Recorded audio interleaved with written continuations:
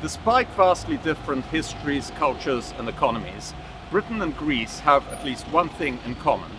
Both have now provoked the ire of the European Union. How does the EU treat countries that rebel against it?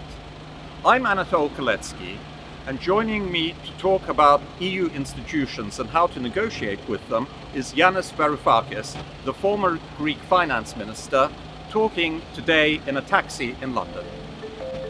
Well, Yanis, thank you very much for joining me in this taxi.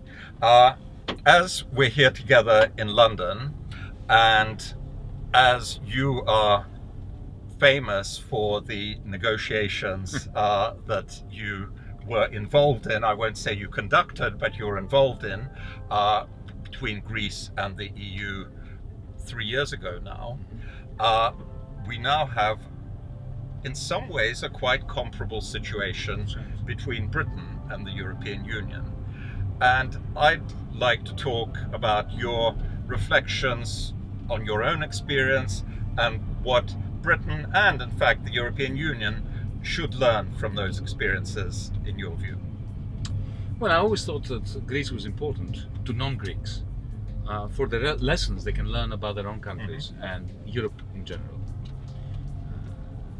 Greece should be the canary in the mine, the early warning mechanism by which people in Britain, Germany, in France, even in the United States and beyond, realize that there is something the matter with this great kingdom of our, financialized European Union, monetary union. Now, the comparison that you made, and many people make, between our negotiations with the Troika in 2015 and what Theresa May's government is now conducting, I think is apt. Of course, Britain is not Greece, thankfully for Britain. Yeah. But there is a commonality. And the commonality is that, in my estimation at least, in both cases, Brussels was mandated to carry on with a semblance of a negotiation when it was never mandated to negotiate. Yes.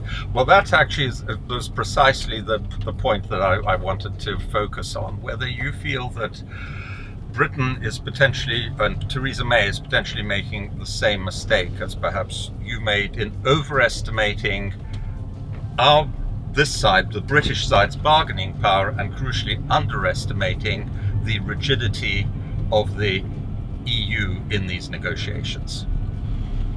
Will you allow me a word in self-defense? Of course, yeah. I was under no illusion about the lack of substantial bargaining power we had.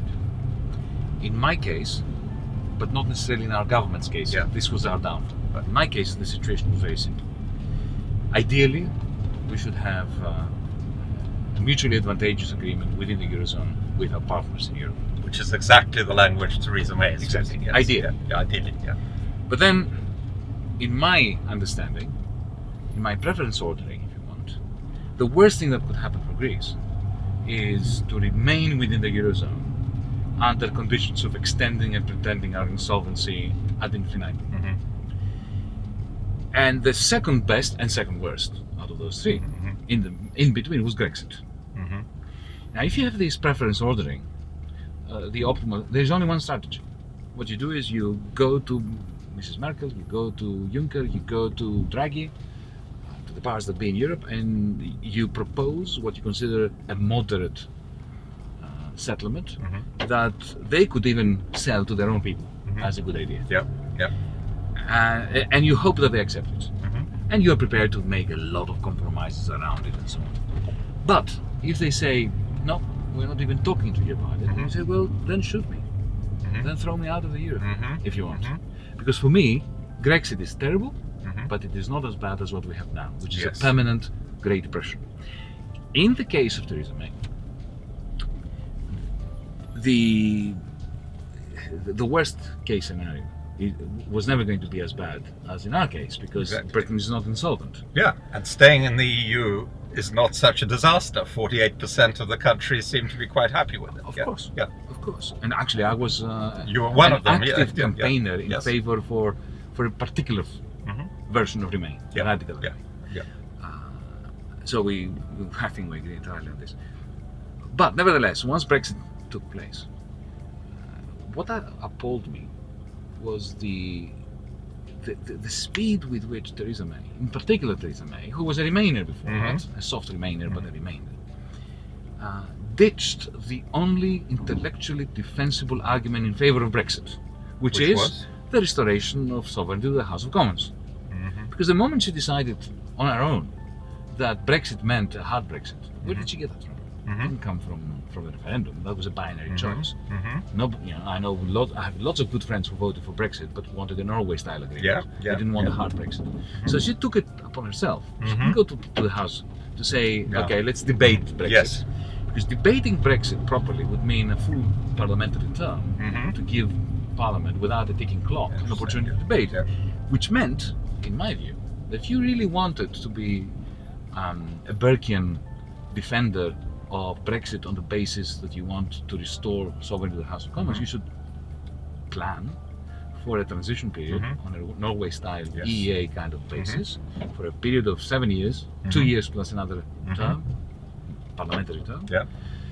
File an application for that. Immediately Mr. Barnier would be redundant because for a period of 7 years you have effective continuity. And Merkel would be relaxed because she would have passed on the baton to her successor. And it would be a small C conservative solution. Brexit would have been respected.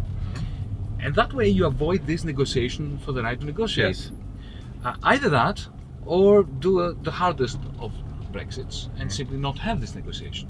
These are the two intellectually sensible proposals. And I don't think she thought it through. Yanis, thank you very much. Thank you.